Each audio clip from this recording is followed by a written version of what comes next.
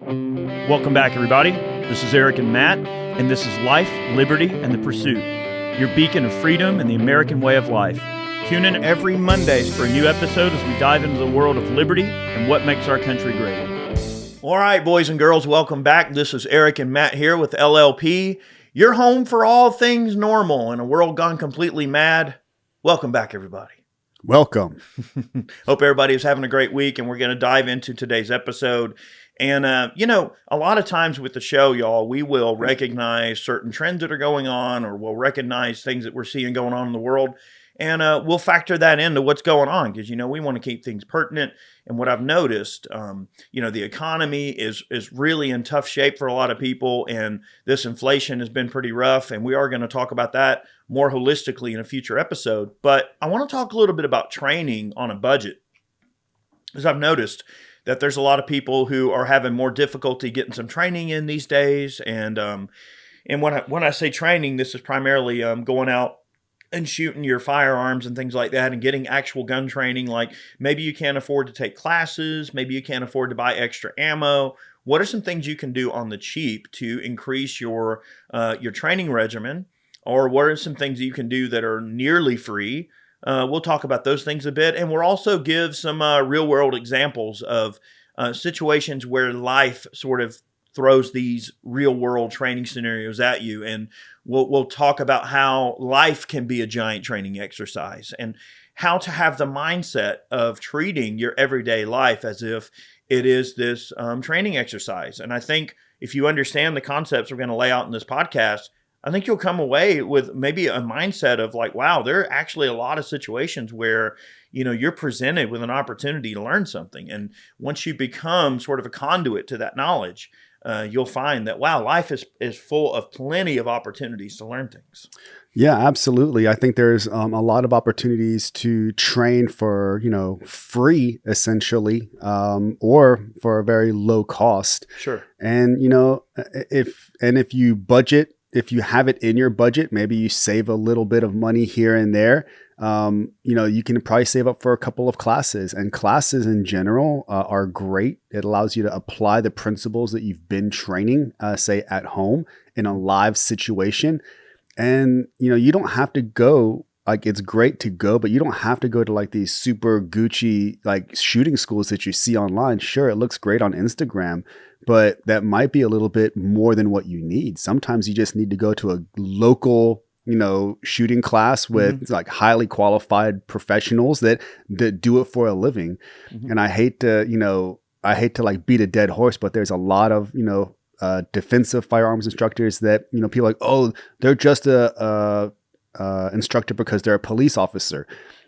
This might be true, but at the same time, they probably have a lot more experience instructing and teaching someone that has no experience than someone that has experience. So, sure. I mean, I wouldn't say just because they're a police officer or, a SWAT officer or whatever, that they're not qualified to instruct. I think they are, but you'll only if you're willing to absorb the knowledge that they're providing. We're going to get into a few things, a few examples. Before we get too far into today's show, I do want to thank the show's first sponsor, and that is my Patriot Supply. All right. Cold weather will be here before you know it. And you know what I realized the other day? If the power goes out when it's really cold, I have no way to keep myself and my family warm. Isn't that crazy? We could actually freeze. But when I heard about the Vesta off-grid space heater from our friends at My Patriot Supply, it's a space heater that doesn't use electricity. It runs on something called canned heat, which is an indoor safe fuel. With a Vesta stashed in my closet, I know we can keep warm no matter what, and it doubles as a stove to boil water or cook food, which is pretty cool. Now, the best part is you can get a Vesta and a bunch of other free gifts when you order the Winter Prep Special from My Patriot Supply. Just go to mypatriotsupply.com/LLP, that's Lima Papa, to see everything included.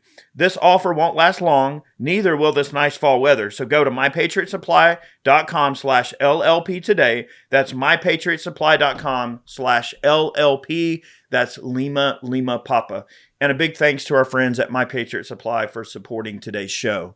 And a quick reminder, we post the show every Monday at 9 a.m. Eastern Standard Time. Actually, this last week, we accidentally posted the show on Sunday. And we got a lot of great commentary about posting the show on Sunday. So let me know in the comment section below if you'd like us to post the show on Sunday instead, because a lot of you guys seem to have watched the show on Sunday. So if you want us to post on Sunday, maybe we'll switch the day up. But right now, every Monday, 9 o'clock Eastern Standard Time on the YouTube channel, you can see this in video form. And then also you can find it where all of your favorite podcasts are found. Apple, Spotify, Stitcher, et cetera, et cetera. We'll see you there. So you can download the show in audio form as well. This is a podcast first and foremost, but obviously we record video as well. So you can find it on my YouTube channel, Iraq Veteran 8888. Okay, so as you said, Matt, there are a lot of different trainers out there. And so what can a person do when they're in a position where, let's say, they want to train, they want to further their skill level as a shooter, but maybe they don't have access to a range? And that actually winds up being one of the most common, not really complaints, but I guess it would be a complaint, if you're in a position where maybe you can't necessarily get to a range very often, maybe you don't live near a range, maybe your only option is an indoor range, or maybe they have rules against drawing, against time drills. That can be really difficult. If you don't have access to an outdoor range, how in the world can you possibly practice the skill set needed to protect yourself, such as drawing from concealment, working on your shot splits? Some indoor ranges, in fact, many indoor ranges do not allow you to draw for safety considerations. Now, let's face it, a lot of people who shoot at indoor ranges, I'm not saying it's all of them, but a lot of people that shoot at indoor ranges tend to be less experienced. And I think the owners of the ranges are just trying to kind of play it safe and go, hey, we don't want people drawing in here because we don't want someone accidentally cranking around into the barrier to the side, through the wall, or behind them. Or really, we don't want to have a discharge in here, period, no matter what circumstances it may be. So part of that is because of safety considerations. You have other people nearby. So it's a liability for the range to allow someone to practice their draw, or to do time splits, or to draw from concealment. So how in the world do you practice these things? Well, I'm going to tell you a little quick story. And this story has a gory but happy ending. And so a good friend of mine used to work for Atlanta PD. Now, y'all, this has been some time ago, all right? Many, many years ago. This was back in, I believe the 70s, okay? Or the 80s, early 80s, late 70s. So I'm dating this gentleman by a little bit here by mentioning how long ago this happened. And this was back when Atlanta PD was issuing Smith & Wesson Model 19s. So it may have been the 70s. They were still issuing 19s, which is a .357 Magnum revolver, okay? Very different time, okay? They didn't start issuing auto loaders until the 80s. I think they switched to Smith & Wesson Model 59s. But anyway, point in case, this story involves, one of my cop buddies was getting up to go to work. I have told this story before on some of my other videos, but I'm going to retell it here just so some of you that haven't heard it, y'all are going to be like, holy crap, okay? So he's getting ready to go to work, minding his own business. Well, every morning, this gentleman would put his gun belt on, take his revolver out, make sure it's unloaded, holster the revolver, and he would do about a dozen to 15, maybe 20 presentations from his holster every morning, right? He would, stand with his arms at his side, picture, I don't know, threat, whatever, some sort of stimulus, and then draw his revolver and point it and do some dry fires, before he loaded the gun for the day to go about his business, right? Mm-hmm. So he would practice his draw, practice his presentation, and just kind of, get himself accustomed to his gun every single time he would go out on patrol that day. Well, this guy is a fantastic pistol marksman, okay? So obviously the shooting skills are there. All right. This is more about, hey, yes, you can shoot all day long, but can you present? Can you pull the gun from the holster, present it, fire it, and do that in one smooth motion that maybe it's not the fastest draw in the world, but it's smooth, right? They say slow is smooth and smooth is fast, that type of thing. Well, anyway, he practiced his draw. All right, I'm ready to leave for the day, loads his revolver, checks his stuff, calls in on the radio, hey, I'm coming on the way in, whatever, and proceeds to walk out the front door. Well, what would happen, mind you? A guy was waiting in the bushes with a shotgun. All right. It was somebody he arrested sometime before. Okay. I'm not going to go into the details about what happened or about what this arrest was about, but let's just say the gentleman was highly disgruntled about being arrested by this guy and found out where he lived. Well, Buddy pops out of the bushes with a shotgun and says, I'm going to kill you, and points it right at him. And just quickly, as he could assess the situation, he grabs his Model 19 out of the holster, presents it in the same way he just did in the house before he even walked out the door, and double action squeezes one right in the guy's head, shoots him right there in the head, right there in front of his house. Dang. Killed him right there. But the guy had a shotgun. I mean, look, to be fair, he had a shotgun and pointed at him and said, I'm going to kill you. I mean, that's he had a threat and a way to carry it out. And you must assume that if someone's saying they're going to kill you and they point a shotgun at you, that they mean it. Okay. Yeah. And of course, they did all the research and they figured out, oh man, this is somebody he arrested. And then they put two and two together, like, oh, he must have been trying to get some revenge. Point is, it doesn't matter if it's him, this cop that I'm talking about, or if it is somebody else that goes about things in the real world. Complacency is a killer. And you don't ever want to be in a position where you're not being, you don't want to be complacent when it comes to these sorts of things, okay? Now, would an average person be presented with a situation like that in some sort of regular circumstance? Maybe not as readily would someone have to face a threat like that under those type of circumstances. But how do you know someone's not trying to rob you or worse? Or maybe someone's just out for blood, you never know. But that's an example, okay, that I'm giving you, a long-winded example, but an example of how that training didn't cost him anything.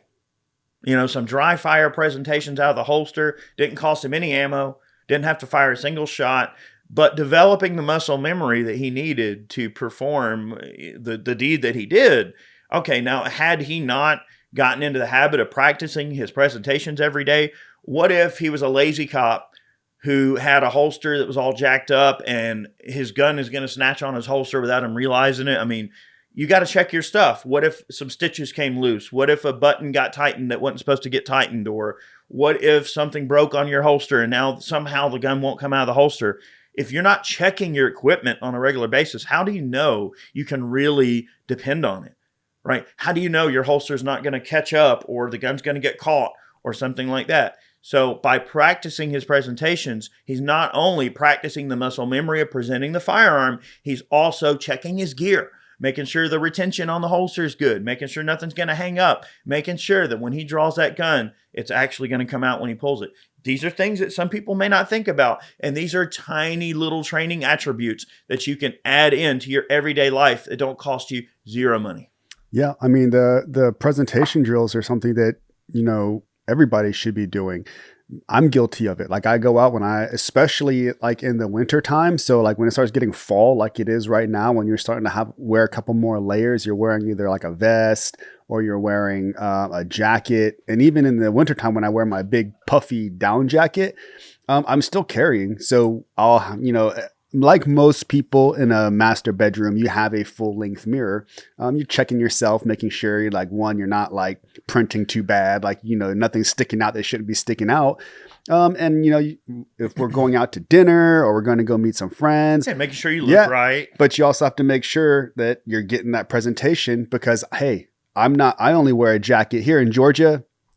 Winter season's like 2 or 3 months, man. You're not wearing a big heavy jacket for very long. So it's not something that we're accustomed to here in Georgia. So you're wearing this big jacket, like, can I even draw my firearm? Because I carry appendix. So I'm like, all right, am I able to yank up? Can I defeat the garment? Can I pull my weapon? So you're doing that a couple times before you leave the house. And then like, once you're satisfied, all right, if I need to, I can draw this firearm. Boom, I'm at the house. So yeah, I do that at least 2 or 3 times just to get that muscle memory down. Yeah. So it's a pristine example. Yeah. Everyone's going to look in the mirror before they leave the house. Make it part of your protocol. For the love of God, make sure your gun's unloaded. Don't shoot the mirror, please. I'm going to be quite embarrassed if I hear a story about one of y'all shooting the mirror. Let's try to avoid that if we can. Okay. Do some presentations. Make sure you can get the gun in and out. Those are little things that can go a long way. And I can't tell you how many times I've heard of and seen situations where people will, look, I understand things are expensive right now. And people, all right, they saved up some money. They bought themselves a nice gun. They got themselves some ammunition. Maybe they bought some targets and some ear pro and some, safety glasses. Maybe they got themselves some gloves, a shooting bag, et cetera, et cetera. They're taking their undertaking seriously, right? They want to make sure they can show up to the range with all their safety equipment, their PPE, their ammunition, their targets, all the things they want to take to the range, their spare magazines, et cetera, their cleaning kit, whatever it may be, the things that you might want to have, okay? And they undergo this ritual of making sure they have all their stuff, but then they don't, they go home and they sort of just set the stuff in the corner in their closet, and they don't ever touch the equipment again. They might go to the range and take a basic class. Then it stops there. They feel like, oh, well, I know how to shoot the gun. I know how to manipulate it. I can hit the target halfway decent. Now I will never manipulate this gun again. And that's the wrong attitude. It should always be sort of it's like animal husbandry, like the same way you take care of your bees. Like the beekeeper can't just put a bunch of bees in a box and just walk away and never see them again. No, like you got to constantly check on the health of the hive. Like you've got to constantly fill their sugar water up. You've got to make sure that there's no ants getting in the box. Like it requires a little care on the part of the beekeeper. And guns are the same way. Like you shouldn't just throw the gun back in the case and go, well, I've got it if I need it. You should always, if you're going to go through the process of carrying a gun, then it would absolutely behoove you to make sure that you practice those presentation drills.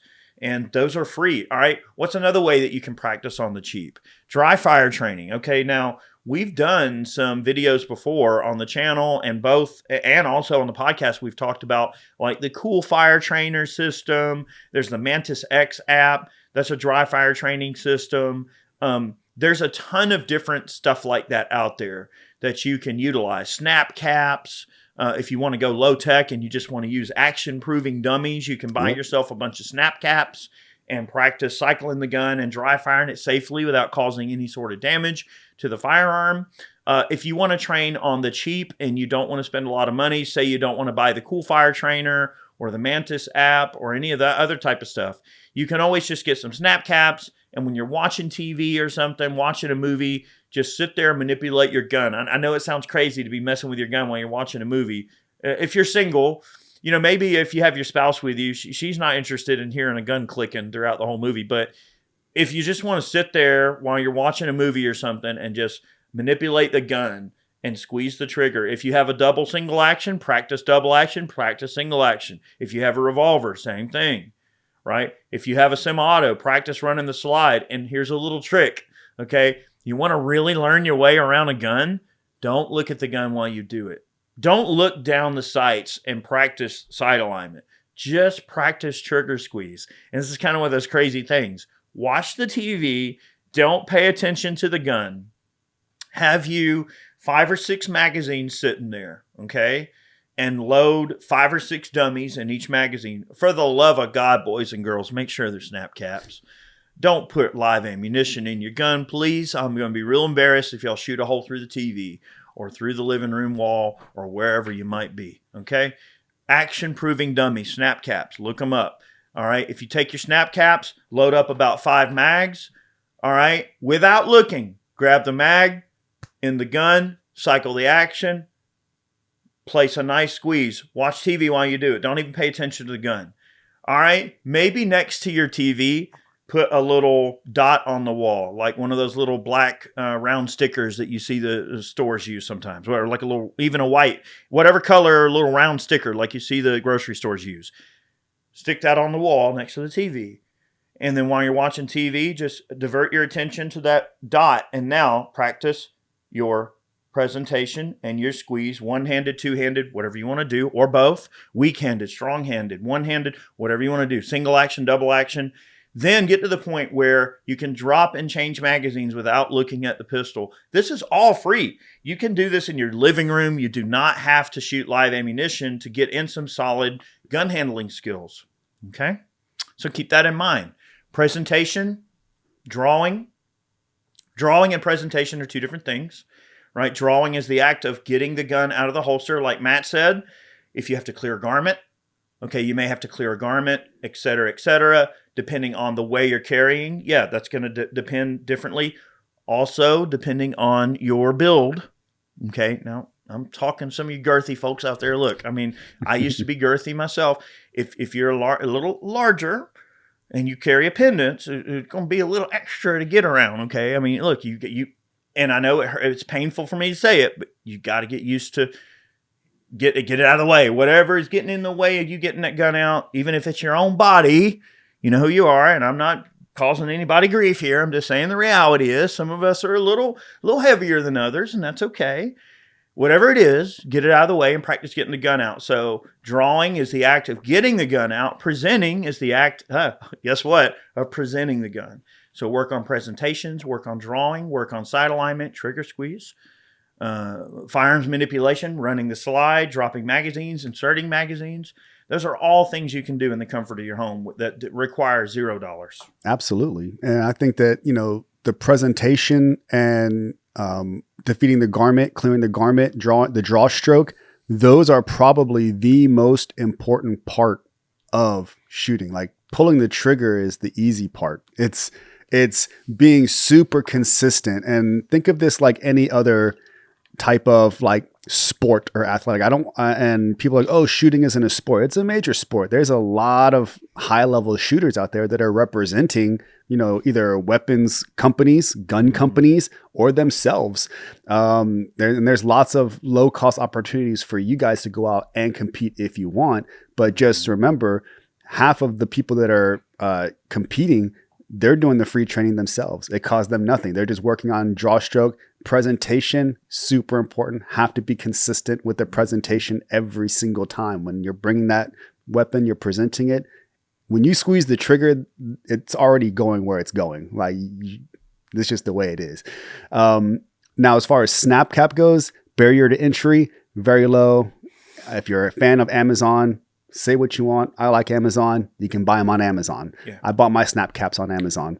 I think you can get like a 6-pack for like $15 or something. Yes, like a couple of dollars a piece. Somewhere in the line of $9 to $15, depending on like how fancy you want to go. You have the snap caps that have the little internal springs that kind of absorb the shock of the striker. Yeah. If you have a wheel gun, you don't even need that. So they just have like the regular snap caps because it's just going to start banging them out. You can also make snap caps. Yeah. That's probably not an option that many of you can explore, but you can make your own. You just put a round in a empty. You can seat a bullet back into a fired case. Yep. And what I used to do is actually take the primer cup, pull the anvil out, and take myself a piece of thick pencil eraser and put the rubber down into the cup and then seat it. Now you have like a little rubber cup. Yeah. Make sure you pull the primer or use one that's already used. Like, as Eric would say, for the love of God, don't go pull one out, dump out the powder, and then just reseat the round and use it, because you will get a snap. All right, that will definitely. You can make your own, but the reason that I like the factory snap caps is because they are clearly not a live round. Yeah, they're orange. You can't get it confused. If you take a piece of ammunition that used to be a live ammunition and make your own dummy proving cartridge or snap cap. Now you have to worry about keeping up with it. Now, one way you can do that is just take yourself a Sharpie and paint the bullet red, or paint it green or blue, or paint it some off color so you don't accidentally get it mixed up with a live cartridge. I would say for beginners, snap caps are going to be your most foolproof way to make sure you have your action proving, type of stuff in play. It also helps you feel confident in carrying with one in the chamber. That was really when I first started carrying years and years and years ago. Obviously, carrying appendix has its own challenges as far as trusting your gear. No one wants to go down that route of getting shot down there. No one wants their dick shot off. Yeah, for lack of a better terms. And trust me, man, when you're driving in your car and that thing is like right there, you're like, holy crap, this thing is this. If this goes off, like, I'm done for. So, to kind of get over that, I did some research, and someone had said something really, I would say authentic. They said, hey, put a snap cap in there as the first round, rack it, keep it, because obviously you want it in the chamber, in the pipe. and carry it. And every day I would wear that. I would come home and they said, pull the trigger when you get home. And every day I would come home, I'd, take it off. I'd pull the trigger. It'd go click every time. Click, click, click. And that kind of solidified my belief in the gear and in the weapon that, like, hey, this thing is not going to go off unless you purposely pull the trigger. The safety works. The holster is an effective holster that's not going to allow the gun to accidentally discharge. I mean, look, holster designs are a thing. And, most mainstream holster manufacturers do a really good job of making, obviously, an extremely safe holster.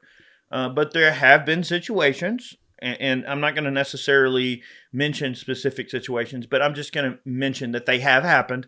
There have been situations where a person's holster was at fault for why the gun discharged. And that's usually because a person doesn't have the safety on. Quite frankly, a lot of times it's 1911s and things like that, or single action pistols with a single action trigger and someone has the hammer back. Maybe the safety's not on. And sometimes the holster can squeeze the trigger in just the wrong way and the wrong amount of pressure being put on the gun, et cetera, et cetera.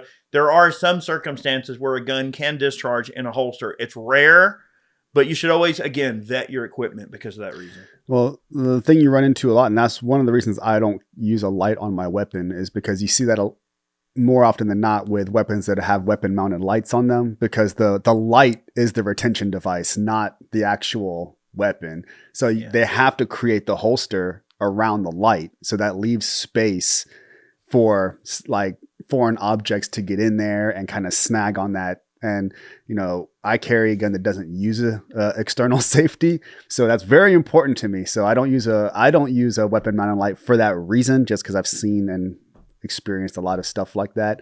Not to say it's a bad idea. If that's your cup of tea and you trust your gear, go for it. I just don't trust it as a point of retention for the weapon.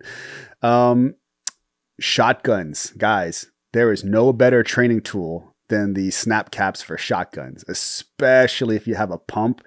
That really allows you to get used to cycling the ammunition and loading the ammunition. And I mean, get yourself, they sell them big orange faux 12 gauge shotgun slugs or shells, and it allows you to feed them in there. Boom, boom, boom. You can rack it 4 or 5 times, get the feeling, because racking an empty shotgun is different than racking a shotgun that you're having to force empty hull out of. And quite frankly, a lot of it can get jammed up. Like if you might have to like sit there and try a couple times. So get used to that as well. You don't necessarily again, shooting the shotgun. The easiest part is manipulating the shotgun, because if you're not used to it, like it can be very intimidating. You're holding a blunderbuss essentially. That's true.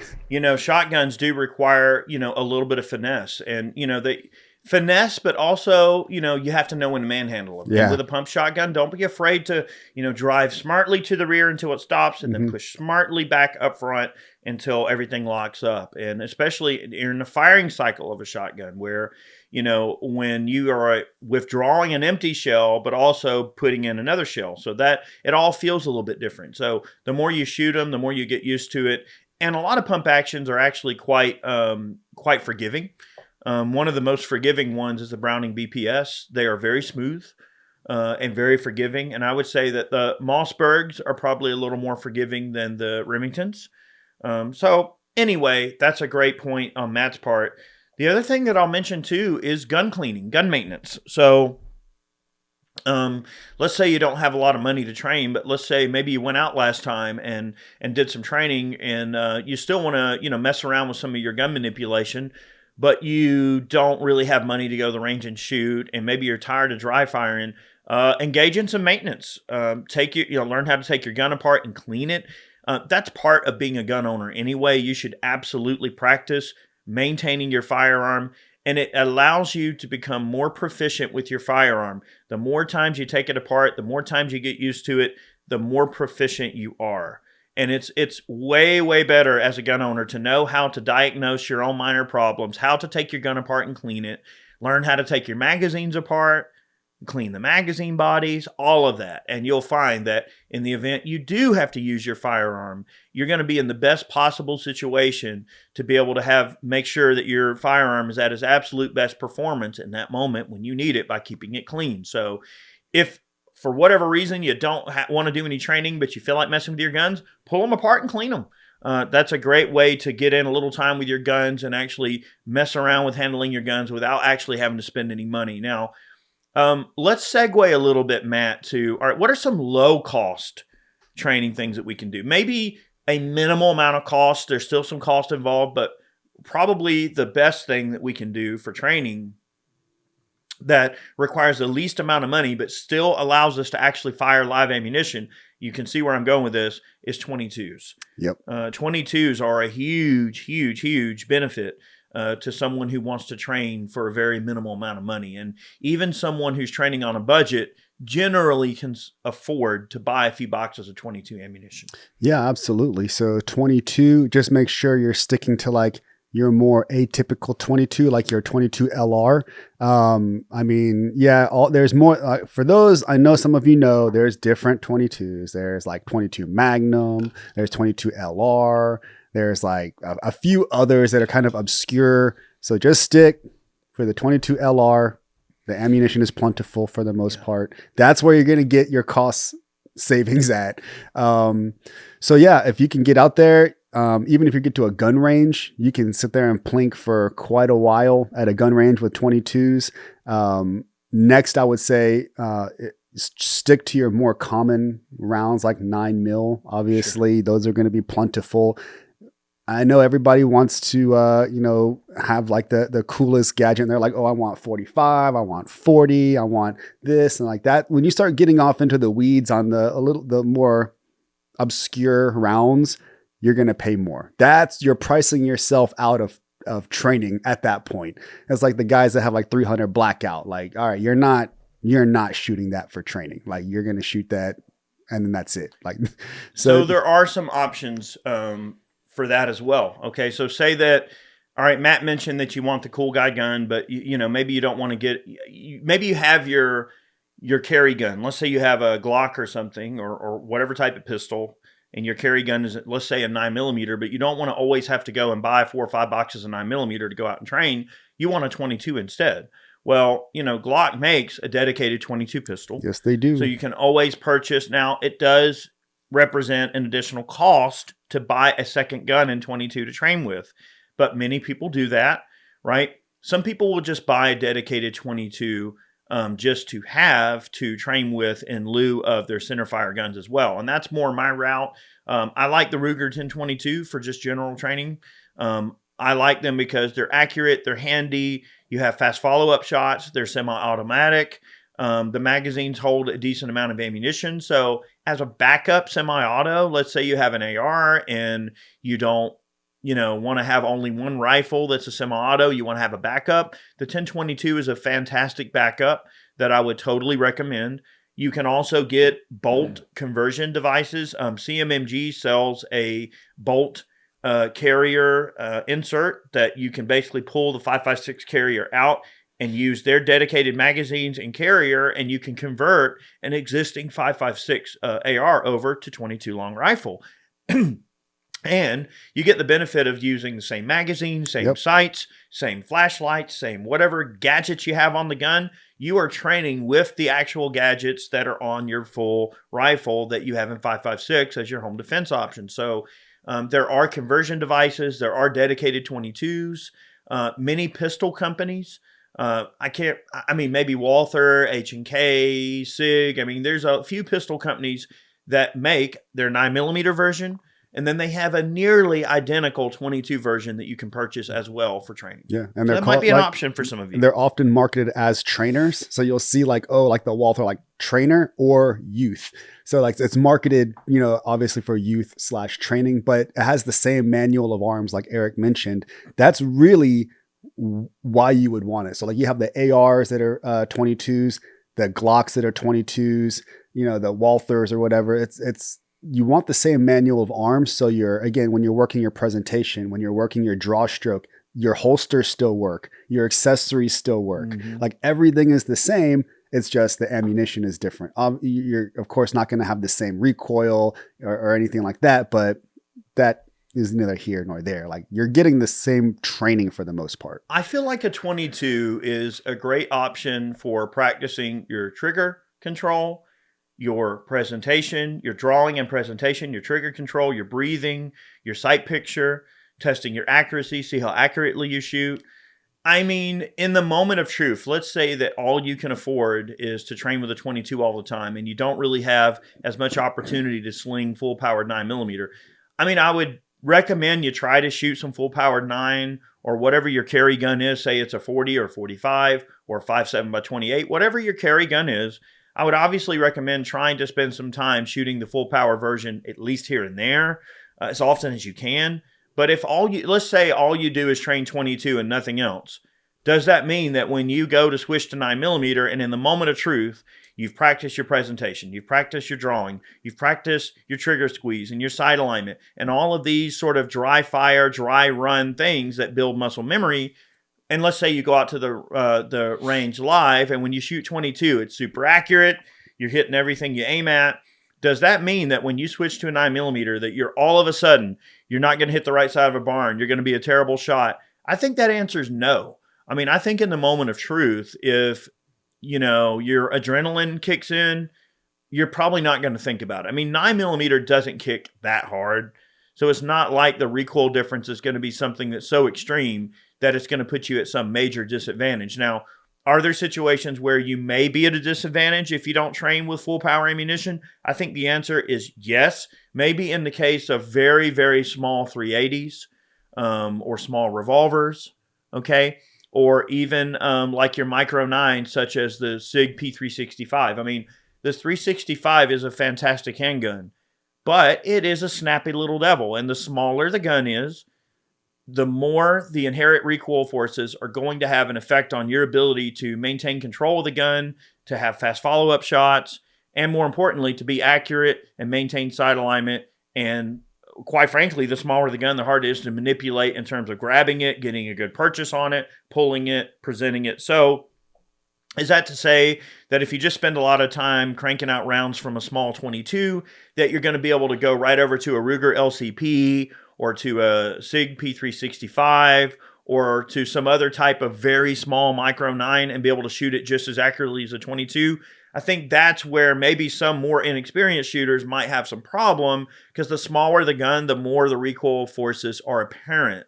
And if you're not used to feeling those recoil forces in training, it may surprise you in the moment of truth. Now, hopefully it wouldn't.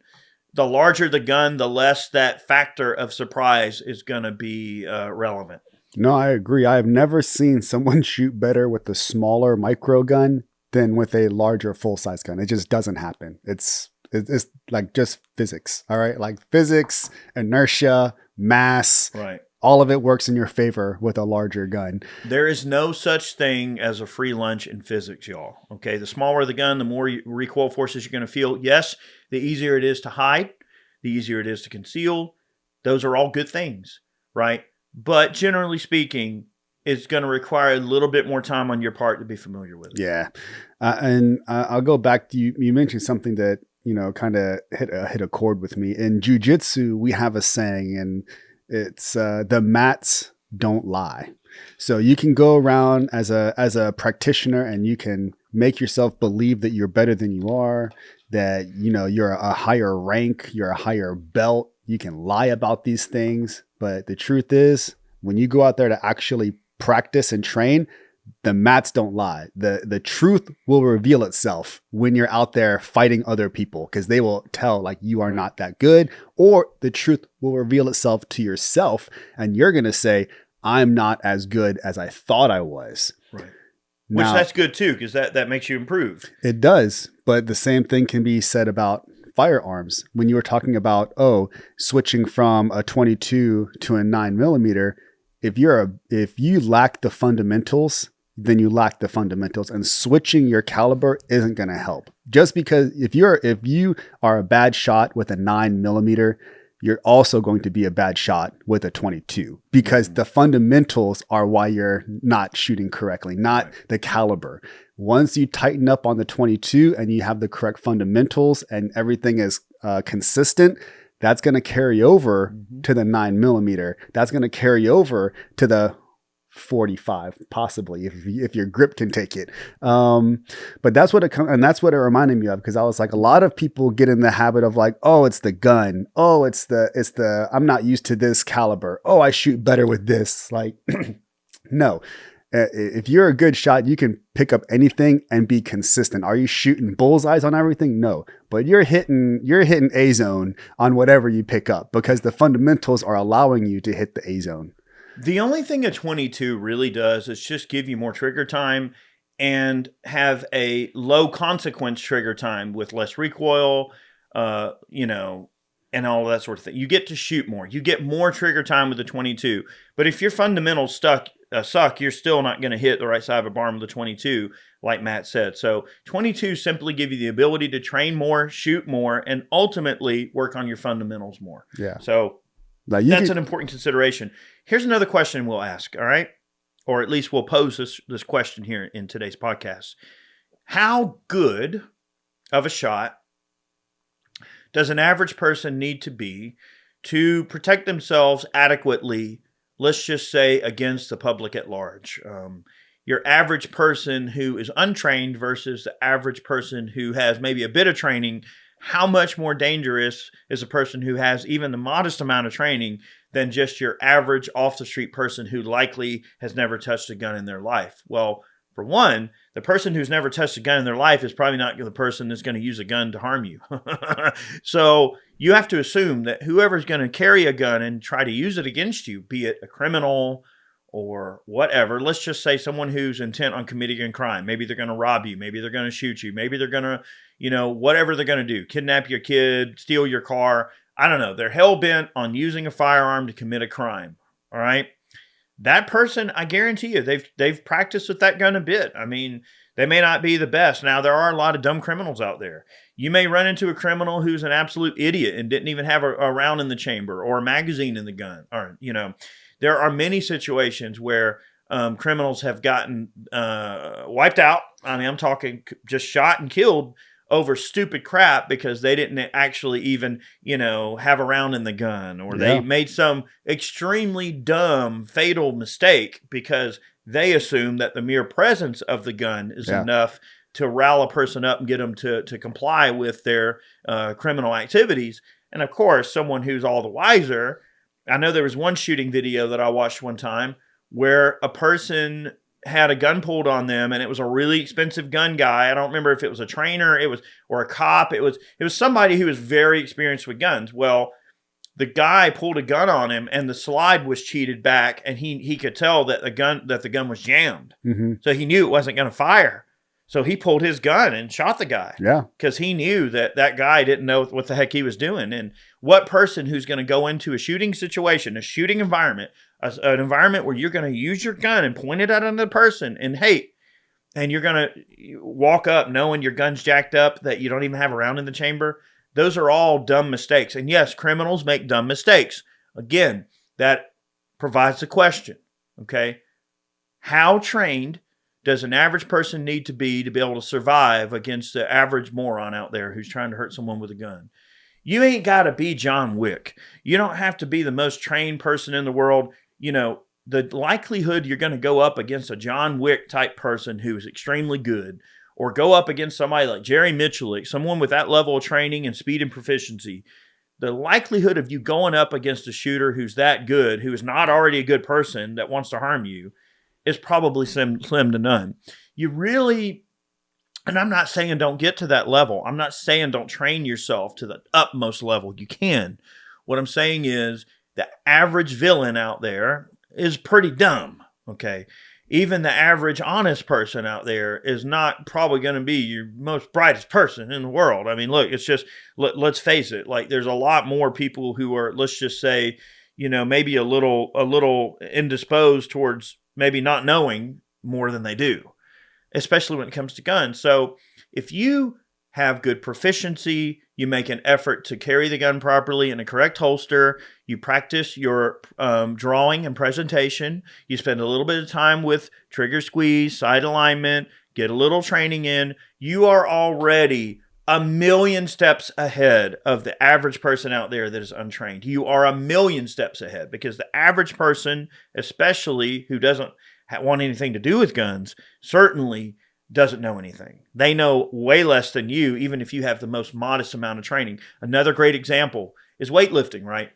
When you, again, I don't want to go far down this rabbit hole, but I know Matt can agree with me on this, is like, whether it's someone who's training jiu-jitsu or whether it's somebody who is doing, weightlifting. Like in my case, I do powerlifting. All right. Even the lowest person training jiu-jitsu or training powerlifting is going to be already way more disciplined than the average person by a huge margin, simply by showing up to the gym, putting in the work, and staying consistent. You may not be the most skilled compared to the other people competing jiu-jitsu, but and I suppose it's probably best to let Matt comment on this. I'll comment more on the powerlifting. If someone's coming in and doing powerlifting and they're staying at it on a consistent basis, they're probably already stronger than 90% of the normal people out there in the world, just by proxy of the fact that they show up to the gym and they work, and they're already going to be way stronger than your average person.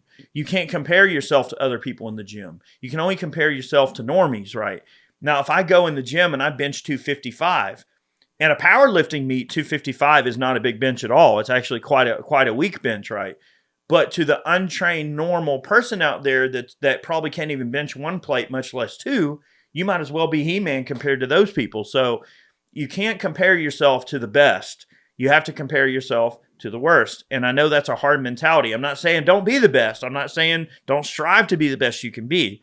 I'm saying that the reality is the person who's going to bring you harm in the world with a gun is probably not going to be your brightest person. Because for one, they're already using a gun to commit a crime, and that already requires a certain amount of stupidity. Yeah. So, especially in this world, knowing that everybody's probably got a dang gun, you're a moron to want to try to hurt somebody. But let's just say, I feel like the majority of the people who engage in that type of conduct are probably not going to be your smartest people anyway. Yep. No, I agree. And it doesn't take much. Like you said, I think there was another example of that. It was a Jimmy John's. A guy was trying to rob a Jimmy John's, and he pulled a gun on the poor cashier, and the cashier looked at the gun and saw that the slide was kind of jammed.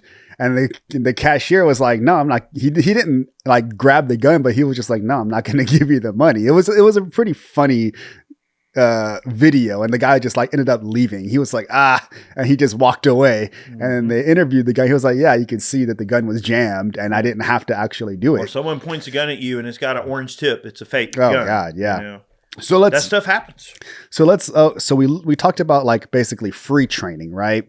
We talked about some low cost budget options, mm-hmm. and we're still going to stay budget conscious, but everybody's budget is different. All right. Your idea of what cost savings is different than what mine is. Mine, when I look at training, I look at something like what's a good value. All right. There's a difference between budget conscious and value. I am a value shopper. I look for something that should be worth more money, but it's not. So if I'm talking like, oh, let's do a 2-day shooting class or a 3-day shooting class.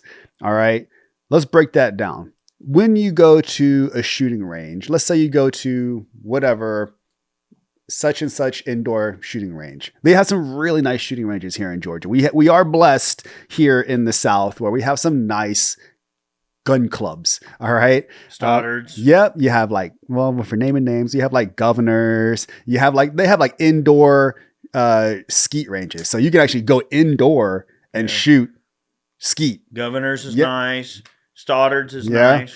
And they're very large. They're like country clubs, man. They got steakhouses on the inside of them. Like you're making reservations. They have like cigar lounges. It's pretty posh, man. Legit. I'm not going to lie. And you can go in there and drop hundreds of dollars, like easy, like gun rentals, range rentals, dinner, ammunition, fun for the family, like all kinds of stuff. So now you look at like a regular shooting class, like a purpose-driven 2-day shooting class with professionals, anywhere between $400 to $600. All right. And that's 2 days of like full instruction. This isn't like, oh, we're going to go and we're going to train for 2 hours, take a break, come back for 2 hours. It's legit like 6 or 7 hours of instruction. You take a short lunch break, you brown bag your lunch because you're not leaving the range. You brown bag your lunch and you're back at it for 2 days straight. Like your hands hurt, guys. Like you're shooting so much, like 500 rounds of ammunition. Like your hands are sore, your fingers are sore. Like $400, that's a good deal, man. Like if you break that down, yes, you have to provide your own ammunition, but the training, the hours of training you get out of those 2 days is immeasurable. You're taking that back to your real world. Like to me, that is probably the best deal that you're going to get. Now, here is the escalation of force, guys. If you have zero experience, that is not something you do first. You don't jump into a 2-day RDS pistol course without having any experience. You have to be familiar. Like, I'm not saying you have to be an expert, but go to the shooting range and familiarize yourself with the weapon, load the magazines, because guess what? Those instructors are not there to babysit you. They're there to say, hey, a matter of fact, if you're not competent, they don't allow you on the line, put it that way. If you show up to that class and you're kind of fumbling around, it's not that they're trying to gatekeep the class. They have to ensure safety for everybody on the line. True. You're right. So it's their responsibility to make sure that everybody stays safe.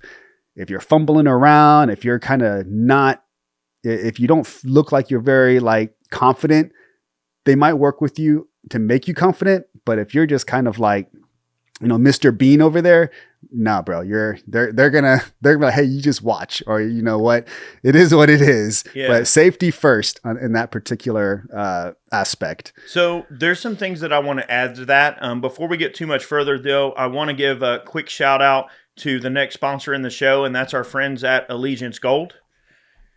You ever notice how gold doesn't get much airtime until the system starts to shake?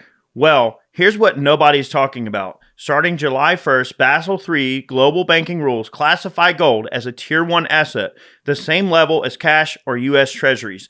That's huge. It means that central banks will now treat gold as the highest quality form of capital. They're not doing this just for fun. They're preparing for something. If gold is good enough for the world's most powerful banks and governments, why wouldn't it be good enough to protect your retirement? This may be the moment we've all been waiting for. Gold could reach levels we've never seen before. Whether you've got 5K or 5 million to safeguard, now is the time to act. We've seen plenty of gold companies advertise and come and go, but I chose to partner with Allegiance Gold because they actually care about their pricing, their integrity, and doing the right thing by their clients. They make it simple to move part of your 401k or IRA or savings into real physical gold and silver. As a veteran, you may even qualify for up to $5,000 in free silver. Call 844-790-9191 or visit allegiancegold.com/veterans. That's 844-790-9191. It's smart, secure, and simple. Call today. And a big thanks to our friends at Allegiance Gold for being a long-term supporter of LLP. So one thing that I want to mention, Matt, to get back to your point, is that, yes, those types of training classes are great, and they do require maybe a little bit upper beginner to intermediate level to participate in some of those more advanced training classes. You can go and take basic classes with an instructor for like maybe like an hour or two. Okay, so he had mentioned those 2-hour classes. That is a thing. Let's say that you're brand new to guns, but you want an instructor to spend some time with you and go over some safety with you for a couple of hours, go over all the basics, loading and unloading, trigger squeeze, sight alignment, you know, those basic things that you need to manipulate the gun. Let's just call it firearms manipulation. If you need some help in that, there are trainers that specialize sort of in that basic 101 level gun handling. And sometimes those classes, you know, can be had for, you know, $100 to $150 for a single class. Now, granted, it's only maybe 2 or 3 hours, but that's a huge deal if maybe you have a limited amount of money. Maybe you already bought yourself a $500 gun and a whole bunch of accoutrements and ammo and things. So what's another $150 at that rate to take a basic class teaching you the basics? Now, there are a lot of great videos on YouTube that give you a very basic overview of some of these things. In fact, I might actually make a few videos on my own just for the good of the group and everything like that to try to help people that are new to guns, okay? when it comes to the actual gun handling and some of the tenets of safety that you need to consider, which there are some basic rules that once you understand them, it's pretty simple to make sure you don't get hurt and that nobody around you gets hurt either. But I wanted to add to what Matt said that yes, you absolutely, can go the more advanced training route. Sometimes the more advanced training classes, some of the instructors, like let's say it's a slow time of year and they know they're not booking a lot of classes. Now, a lot of instructors generally are booked out pretty solid, but let's just say maybe there's a window of opportunity where a trainer just doesn't have a lot booked and he wants to fill his classes up. Yep. Sometimes I offer discounts.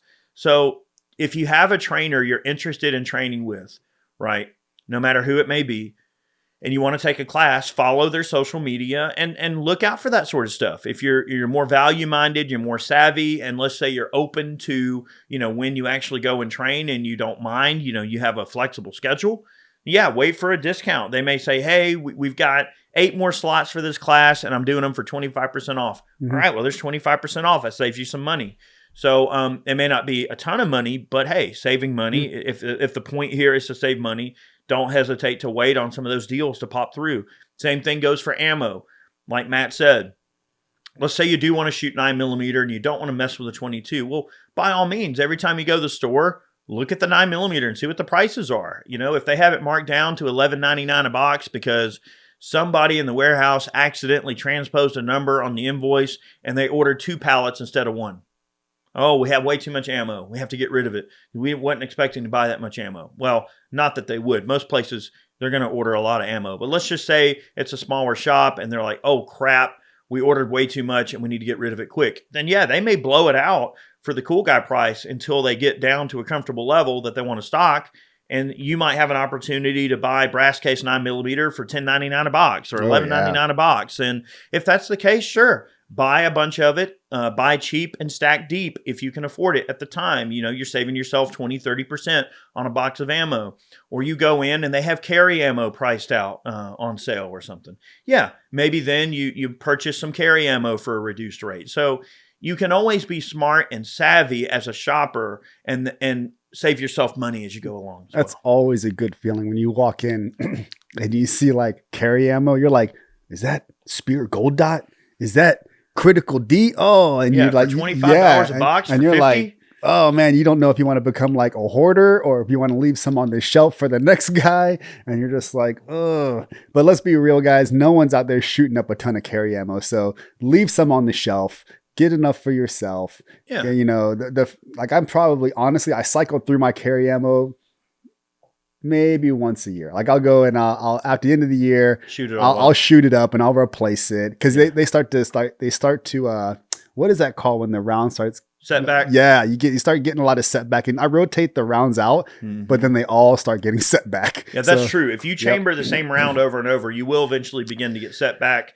It's probably not a problem, really, but everyone has that one jank round on top that's been chambered like a million times. It's like, what, I should probably just cycle this out or throw it in the trash and get another one or something. So that's a very good point to bring up. So just so you guys know what Eric's talking about, you'll see it like that round will start to get pushed farther back into the actual shell or casing.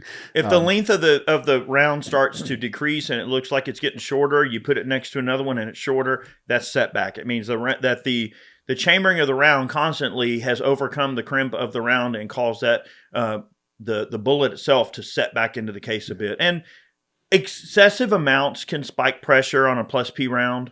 Is it going to destroy your gun? No, probably not, because they build in a certain degree of safety, a margin of error into those things. But it's just something to look for. It's one of those many things that you should keep your eye out for. And I mean, a carry round is 60 cents. Why risk it over 60 cents? Just cycle the ammo out from time to time. I think that's a very astute way to do it. So Eric mentioned, I know we're running short on time. I was going to say it. Look at your if you want to do some of those more intermediate classes, advanced classes, look at your local trainers. Here in Georgia, we have quite a few that are very good. But you mentioned that like to blow it out at the end of the year. The one that comes to mind was John Lovell, like Warrior Poet Society. because, and I say that because he's local here in Georgia. So you'll see he'll post like, oh, we got like 3 spots available for a rifle one or pistol one here in Georgia. He stays pretty booked up everywhere else, but in Georgia you can only go back to the well so many times, right? Everybody at some point in time, everybody's gonna go ahead and take that course. So when he posts that, jump on it, man. He usually blows it out at like a little bit of a discount to fill those slots up. Yeah, and you're good to go. But I will say, Level is a really good instructor too. He's a mellow guy. He's John's a pretty hardcore guy overall, but he is very mellow and he's very serious. And he kind of, he has that sort of mentality about him. But he's a very good trainer and he's very good at articulating his points to people. And he does it in a way it's not going to make you feel bad or anything. I mean, if someone makes a mistake, now he's gonna be pissed. Like, if you do something unsafe, he's gonna call it quick. Yeah. But in general, as long as everyone's listening and doing well, he's a great trainer and he is very good at what he does. John is. So it's like taking a class and it's nothing but dad jokes. Like everything is compared to like a dad joke. And you're like, never ending dad jokes with John for sure. But he's a good guy. And it's great that you brought that up because he's definitely one of the good ones out there. But I brought it up because that's one of the few well-known trainers here in Georgia that actually like try to blow out spots when they need them. Yeah. And KD up with NOC Firearms, he's very good. Yep. Kim with Provectus, he's here in Georgia. He's great. Yep. So Ken is great. KD is great. Well, since we're Carrie dropping Sloan names, is great. She does some training with ladies. Yeah. Look up Carrie Sloan. Yep. Stilettos and shotguns. She's good. There's lots of people here that do really wonderful work. Go check out. We're lucky to have a really good, group of people in Georgia for that purpose. Yeah. I'll shout out my boy Chris from firstlinedefense.org. He's a very good trainer. He works for a major company. Check it out. That'll be 20%, y'all. Very good. We want our checks.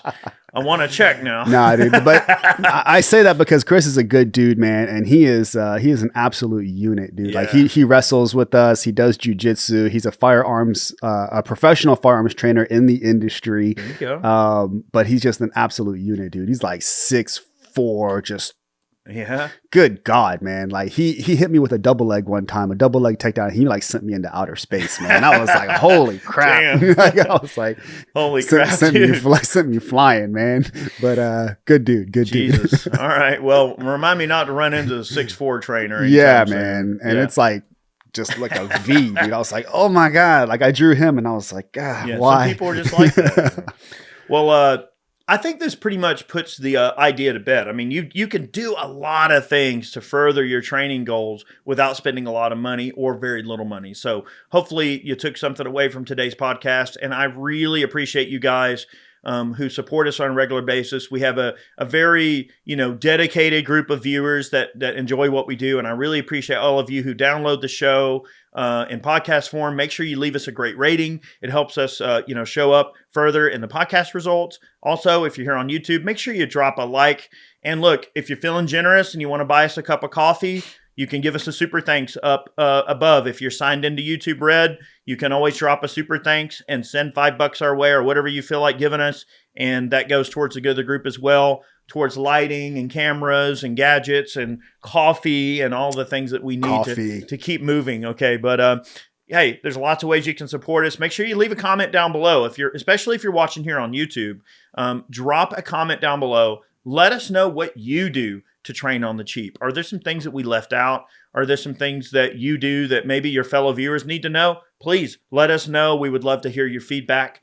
So thank you all so very much for watching today. There's many more podcasts on the way, tons of great YouTube videos on the way, and I hope everybody has a great week. Thanks so much for tuning in. And Matt, anything else for us today? No, man. Train hard. I'm kidding. I'm going to get sued. No. Okay. Y'all have a good day. Many more on the way. We'll see you soon. Bye, everybody. Thanks for listening to Life, Liberty, and Pursuit. If you enjoyed the show, be sure to subscribe on Apple Podcasts, Spotify, and anywhere else podcasts are found. Be sure to leave us a 5-star review. We'd really appreciate that.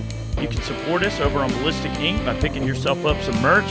And remember, guys, danger is freedom. Have a good one.